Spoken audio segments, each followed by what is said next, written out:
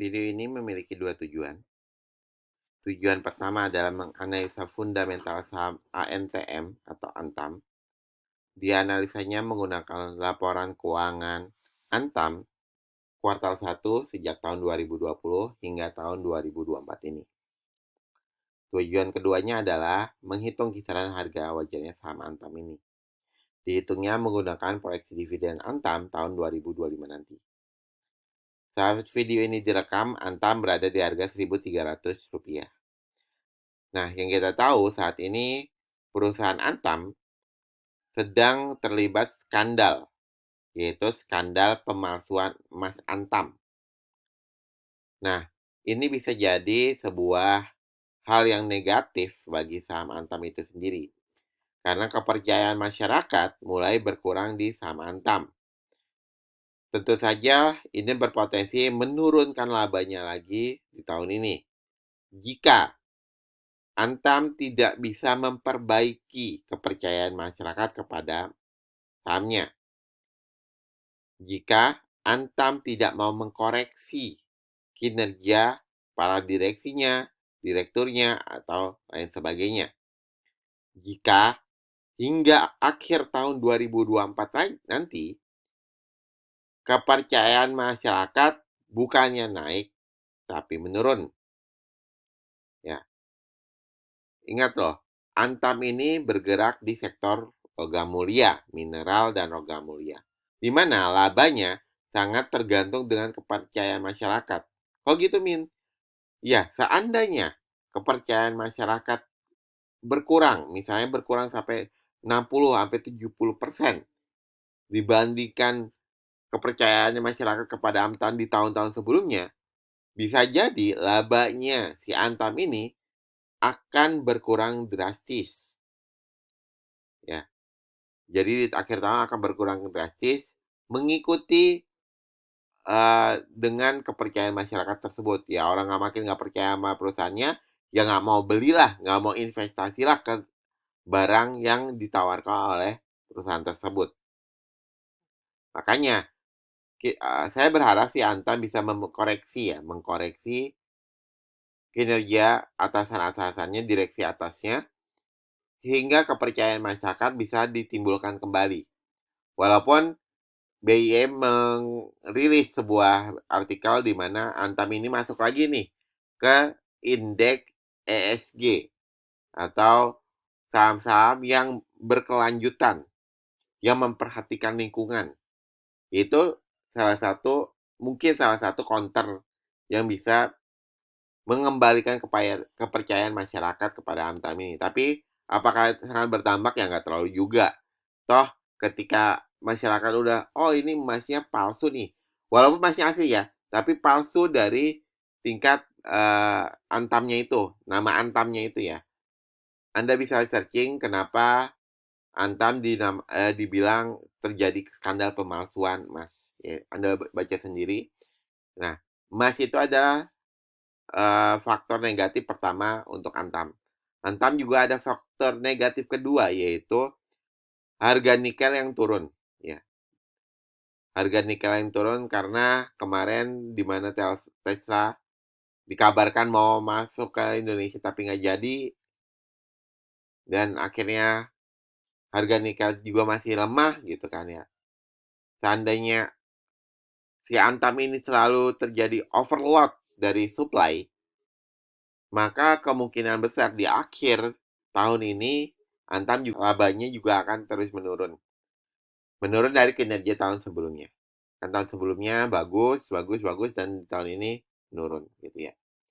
Oke, itu aja intermezzo dari Antam, dari berita-berita yang beredar. Kita langsung masuk ke snapnya saham Antam.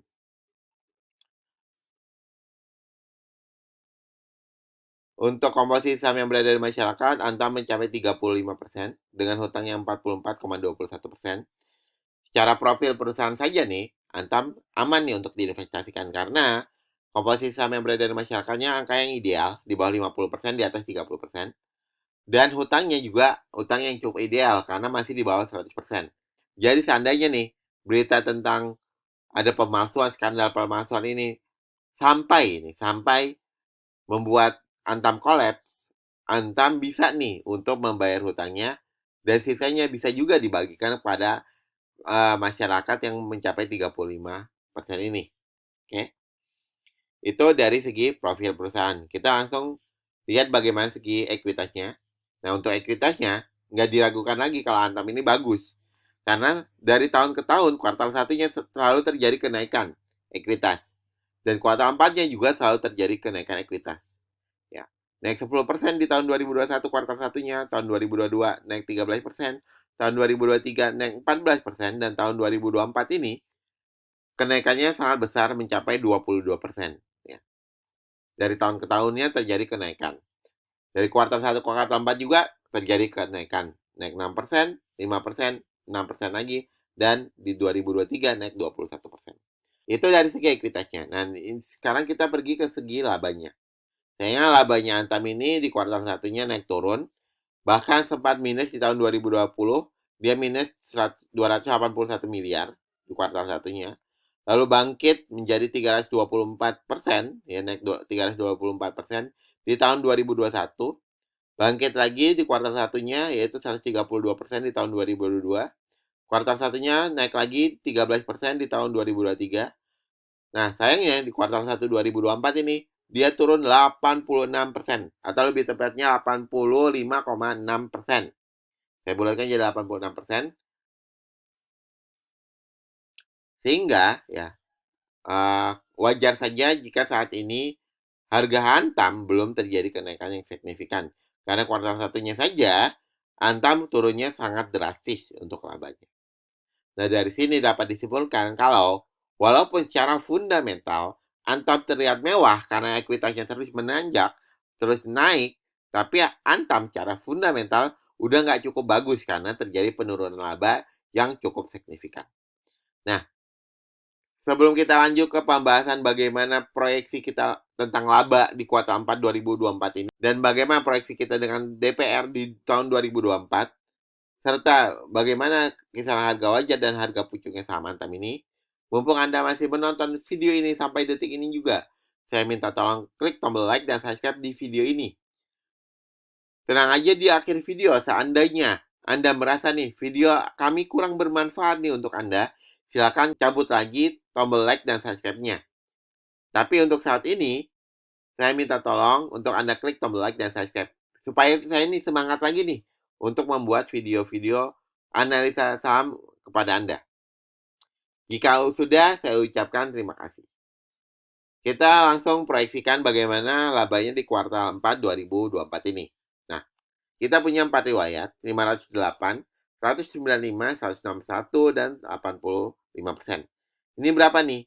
Angka optimis sama yaitu 508%. Karena ketika dia rugi, dia bisa nih menghasilkan 1,149 triliun. Ya. Menurut saya ini bisa tercapai jika seperti yang saya sudah spill di awal, kalau Antam berhasil meningkatkan lagi ini kepercayaan masyarakat kepada dia dari skandal yang terjadi sekarang, terus dia bisa mengkoreksi kinerja direksinya, lebih hati-hati lagi, dicek alur dari hulu ke hilir, dan lain sebagainya. Terus akhirnya masyarakat kembali mempercayai Antam. Menurut saya ini bukan hal yang tidak mungkin terjadi. Terus untuk angka yang confidence-nya berapa, Min? Angka confidence saya di 195%. Menurut saya ini bisa saja tercapai di akhir tahun ini. Oke. Kita coba dulu yang paling optimisnya, yaitu 508%. Lalu untuk DPR-nya, saya rasa Antam akan mengembalikan DPR-nya di 50%. Ya. Kenapa nggak 100% kayak tahun 2023? Ya. Atau pembagian di tahun 2024 ini? Saya rasa Antam ketika labanya turun, ya, seperti sekarang, dia akan membagikan 100%, itu wajar karena dia ingin ngambil nih hati para investornya. Tapi di tahun depan, kalau seandainya di akhir tahun labanya nggak mencapai target mereka, mereka bisa jadi akan ya menurunkan kembali DPR 50% seperti tahun 2021 dan 2022 ini. Nah, dari sini bisa dilihat kalau hal ini yang terjadi, prediksi kita yang ini terjadi, maka dividen yield yang dibagikan itu 2,3%. Dengan SOBD 0,46, dengan harga wajar udah kelewat 65% dan harga pucuk udah kelewat 54%. Oke. Min, coba untuk DPR-nya 100%. Oke. Jika DPR yang 100%, maka dividen yield-nya itu 4,6 dengan SOBD 0,46. Harga wajar udah kelewat 30% dan harga pucuk udah kelewat 7%. Oke. Lalu bagaimana kalau proyeksinya ternyata meleset ke 195%, kenaikannya hanya 195%. Maka jika kenaikan labanya di akhir periode 2024 itu 125%, maka ya dividen itu 2,3% dengan SOBD 0,23 dengan harga wajar udah kelewat 66% dan harga pucuk udah kelewat 55%.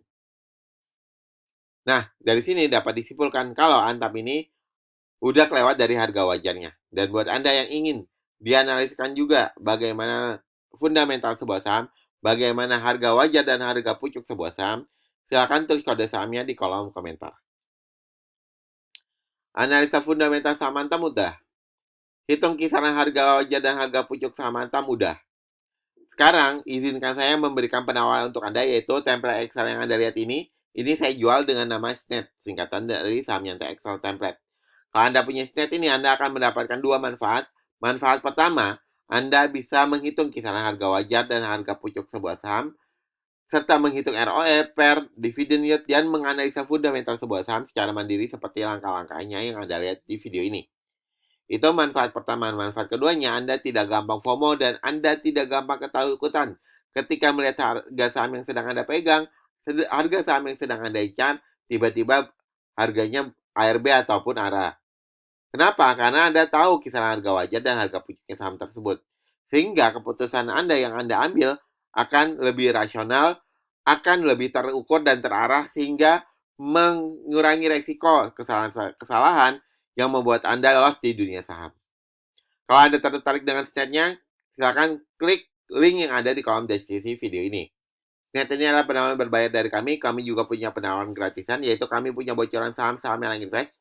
Bersatu lagi invest karena memenuhi dua kriteria utama, yaitu cara fundamental mewah dan cara valuasi harganya masih murah. Link akses bocoran saham yang investnya saya juga taruh di kolom deskripsi video ini. Jadi Anda mau ambil penawaran berbayar, boleh. Anda mau ambil penawaran gratisan, juga boleh. Sama-sama menuju link yang ada di kolom deskripsi video ini. Semoga video ini bermanfaat dan membantu Anda dalam berinvestasi. Kita ketemu lagi di video selanjutnya.